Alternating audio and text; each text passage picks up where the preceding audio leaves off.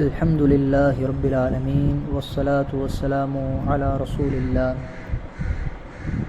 கண்ணியத்திற்குரிய மேலான சகோதரர்களே, பெரியோர்களே, இறை நம்பிக்கையாளர்களுக்கு மிக பெரும் ஒரு ஆயுதம் தான் துவா. துவா செய்வதன் மூலம் நம்முடைய எல்லா பிரச்சனைகள், கவலைகள், கடன், இம்மை மறுமை ரீதியான எல்லா பிரச்சனைகளையும் அல்லாஹ் இந்த துவாக்களின் மூலம் அல்லாஹ் தீர்த்து வைப்பான்.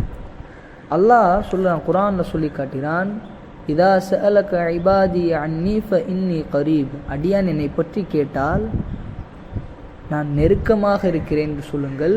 உஜீபு தஅவத்தத் தாஇ இதா தஆனி. நான் என்னை அழைத்தால் அவனுக்கு நான் பதில் அளிக்கிறேன் என்று அடியார்கள்ட்ட சொல்லுங்கன்னு அல்லாஹ் சொல்கிறான். அப்போ நம்ம துவா செய்யும்போது அல்லாஹ் அதை கேட்கிறான், அதற்கு பதில் தருகிறான். வகால ரப்புக்கும் உதுஊனி அஸ்தஜிப் லக்கும். ரப்பு சொல்கிறான், என்னை அலையுங்கள், உங்களுக்கு பதில் தெரியும். அல்லாஹ் இந்த துவா என்பதை ஒரு இபாதத்தால் வச்சுருந்தாங்க. நபி ஸல்லல்லாஹு அலைஹி வஸல்லம் சொல்வார்கள், அத்துஆ ஹுவல் இபாதா.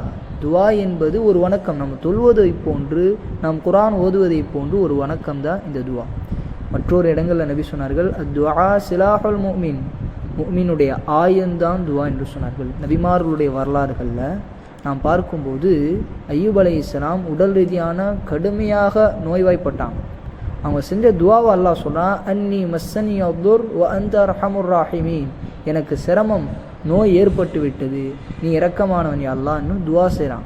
அல்லாஹ் சொல்கிறான், ஃபஸ்தஜப்னா லஹு வ கஷஃப்னா மா பிஹி மின் துர்.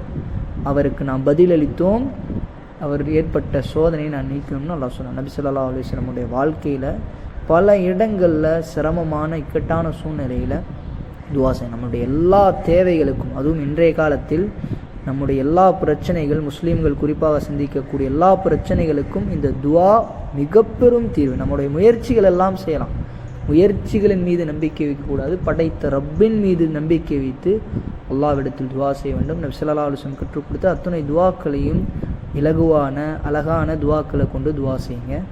துவா ஏற்றுக்கொள்ளப்படக்கூடிய நேரங்கள்னு இருக்குது. சஹருடைய நேரம் நாம் துவா செய்தால் அந்த நேரம் ரஹ்மத்துடைய நேரம், அந்த நேரத்தில் துவா ஏற்றுக்கொள்ளப்படும்.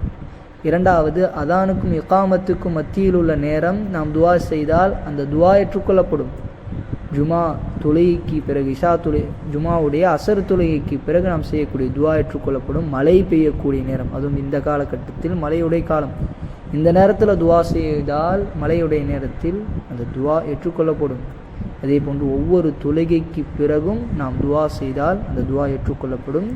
துவாக்களை அழகாக செய்யுங்கள். அல்லாஹ்விடத்தில் உருகி மன்றாட ஓர்மையோடு துவா செய்யுங்கள். அல்லாஹ் நம்முடைய எல்லா கஷ்டங்களையும் எல்லா கவலைகளையும் நீக்குவான். இந்த விஷயத்தில் நாம் முக்கியத்துவம் கொடுக்க வேண்டும். அல்லாஹ்விடத்தில் கேட்காவிட்டால் அல்லாஹ் கோவப்படுகிறான். நபி ஸல்லல்லாஹு அலைஹி வஸல்லம் சொன்னார்கள், யார் அல்லாஹ்ட்ட கேட்க மாட்டாங்களோ, துவா செய்ய மாட்டாங்களோ, அல்லாஹ் கோவப்படுறான்.